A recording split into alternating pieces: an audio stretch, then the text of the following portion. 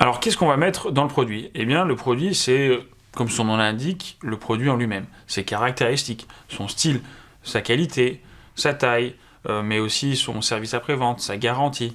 Alors, qu'est-ce qu'on va mettre le produit? Eh bien, comme son nom l'indique, le produit, c'est vraiment ce que vous allez vendre. Ça va être les caractéristiques, ça va être le style, ça va être le conditionnement, ça va être les services qui vont être associés derrière, ça va être l'ensemble des choses qui vont définir votre produit. C'est devenu maintenant très rare de trouver des produits qui sont ce qu'on appelle secs, comme par exemple, ce qu'on va pouvoir mettre dans les secs, ça va être par exemple les fruits et légumes généralement. Qu'est-ce qu'on appelle par sec? C'est qu'ils n'ont pas de conditionnement. Aujourd'hui, quasiment tous les produits que vous achetez ont une marque. Alors, si on parlait des fruits, par exemple, moi je pense aux pommes Pink Lady, où c'est l'une des rares marques que l'on retrouve dans ces fameux vracs. Mais aujourd'hui, très peu d'entreprises vont distribuer leurs produits sur une marque, ce qu'on va appeler blanche, une marque sans marque. Et ça, c'est des choses qui sont très importantes parce que aujourd'hui, les entreprises vont essayer de se différencier et surtout d'être identifiées. Donc le produit est la première chose qui va finalement définir un petit peu l'entreprise. Donc on l'a dit, dans les éléments d'identification du produit, on va déjà avoir tout ce qui est l'emballage, le conditionnement et le design. Au niveau du conditionnement, on a plein de choses sur lesquelles on peut échanger là-dessus. On a plusieurs rôles liés au conditionnement. Mais il faut savoir que le conditionnement est l'un des points clés souvent des entreprises au niveau du produit et de la constitution du produit. Parce qu'il va avoir plusieurs rôles. Il va avoir notamment un rôle déjà fonctionnel dans un premier lieu. Si par exemple vous achetez justement dans vos fruits et légumes, ils sont emballés parfois, emballés pour être achetés en gros ou en petite quantité. Ça peut être pour des raisons de conservation, ça peut être pour des raisons de transport, de protection ou de recyclage. Mais dans un premier temps, le conditionnement va avoir un rôle fonctionnel. Mais le deuxième rôle du conditionnement, ça va être surtout un rôle de merchandising et commercial. En fait, vous vous en rendez peut-être pas compte, mais quand vous prenez votre petit sac d'orange fait dans un petit sac troué, eh bien, c'est du marketing pur et dur. On vous incite à acheter dans une certaine quantité, mais aussi on vous incite à acheter une certaine marque. Vous verrez d'ailleurs que ces petits sacs, des fois, ils sont peut-être faits avec un peu de bois, de choses comme ça, de paille, parce que pour donner un côté un petit peu bio, etc. Eh bien ça, ce sont des choses qui sont faites en amont par les entreprises pour pousser la vente, pour communiquer, pour être identifié et pour être plus vendu. Il y a d'ailleurs une grosse concurrence dans les hypermarchés, justement, où c'est souvent l'un des lieux où il y a le plus d'études de cas sur le merchandising, parce qu'il y a vraiment une guerre pour que vous preniez justement plutôt votre telle lessive qu'une autre. On parlait de persil, de skip. D'ailleurs, on a essayé plein de choses dans les lessives. On peut donner l'étude de cas, par exemple, des lessives de couleur. Aujourd'hui, si vous regardez votre lessive, elles sont toutes blanches. Eh bien, il faut savoir qu'au niveau marketing, on a essayé d'autres choses. On a essayé de faire des lessives de couleur bleue, jaune ou rouge. Et en fait, on s'est rendu compte que jamais personne n'achetait ces lessives parce que, en termes de connotation et d'image perçue, ça n'allait pas laver votre linge. Et c'est pour ça que d'ailleurs, l'ensemble des lessives sont toutes blanches. Eh bien, ça, ce sont des choses qui sont réfléchies. Vous regarderez aussi le rayon des dentifrices.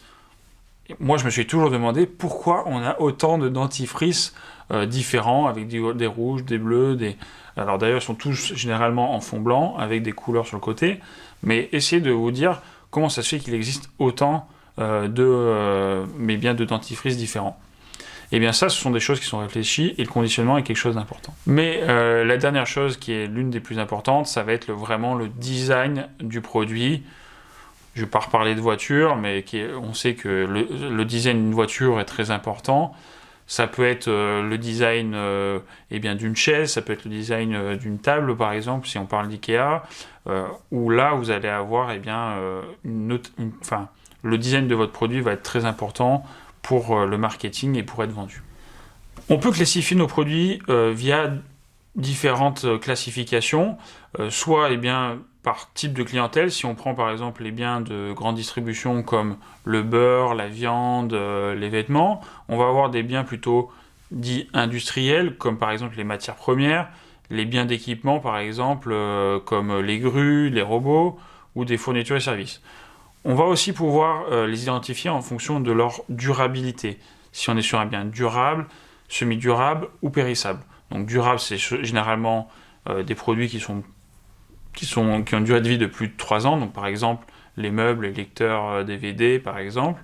Les biens semi-durables, comme les vêtements, donc généralement qui sont moins de 3 ans, entre on va dire 6 mois et 3 ans, même si d'ailleurs l'industrie du vêtement a beaucoup changé ces derniers temps, où on va utiliser des produits seulement pour 6 mois par exemple.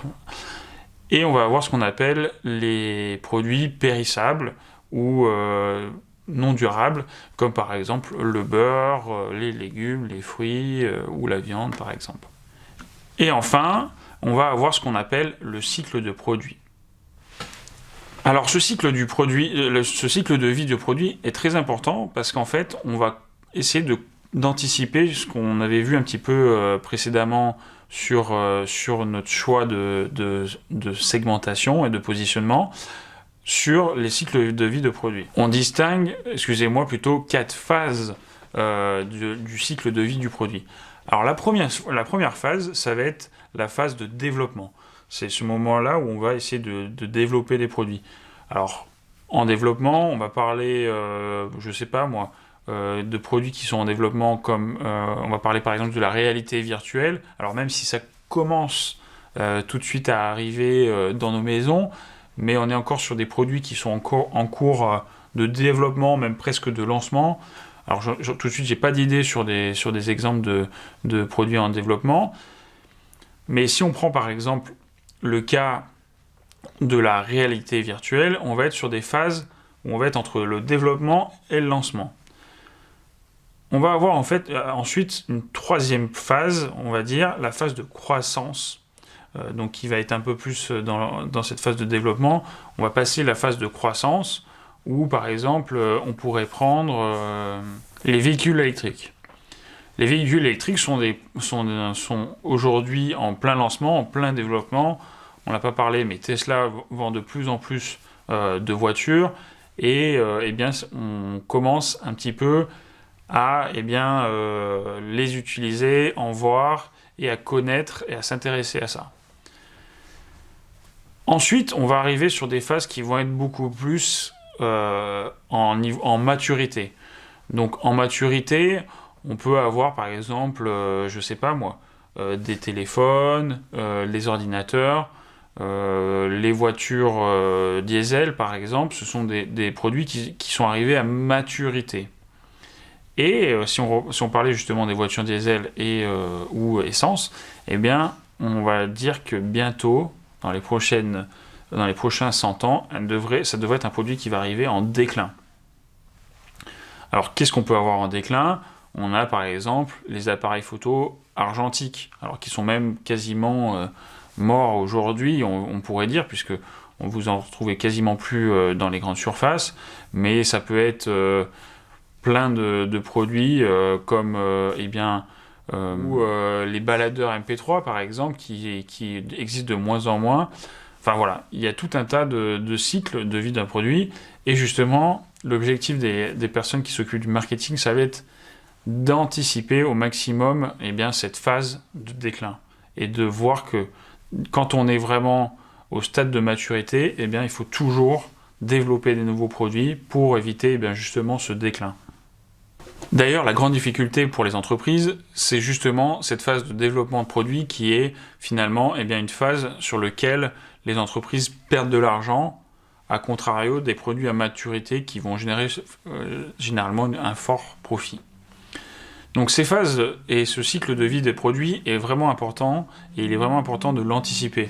Si aujourd'hui vous voulez développer une entreprise dans le domaine de l'automobile avec des véhicules diesel, faites très attention parce que dans ces prochaines années, ça va être un produit qui va être plutôt en phase de déclin plutôt que de développement, de croissance. C'est un produit qui est aujourd'hui très mature, voire qui va arriver en déclin. Et donc la dernière phase à identifier les produits, à classifier les produits, ça va être ce qu'on appelle la gamme. Alors, je ne vais pas revenir encore une fois sur les voitures, mais si on prenait un exemple, par exemple, de produits pharmaceutiques ou de produits de beauté, comme par exemple la marque Vichy, eh bien à l'intérieur de cette marque, vous allez avoir plusieurs gammes. Vous allez avoir la gamme homme, la gamme femme par exemple. À l'intérieur de la gamme femme, vous allez avoir la gamme soins par exemple et la gamme maquillage. Et à l'intérieur de la gamme soins, eh bien vous allez avoir la ligne visage, la ligne corps. Et à l'intérieur de cette ligne visage, vous allez avoir par exemple les crèmes anti-âge, sérum coup d'éclat, etc.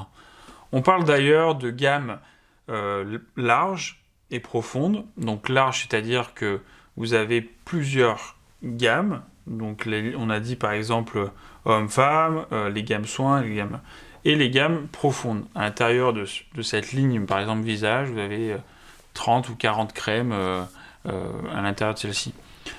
Donc ça, je vous invite à voir un petit peu les définitions pour un petit peu mieux comprendre. Et ce que je vous propose, c'est de parler de la suite.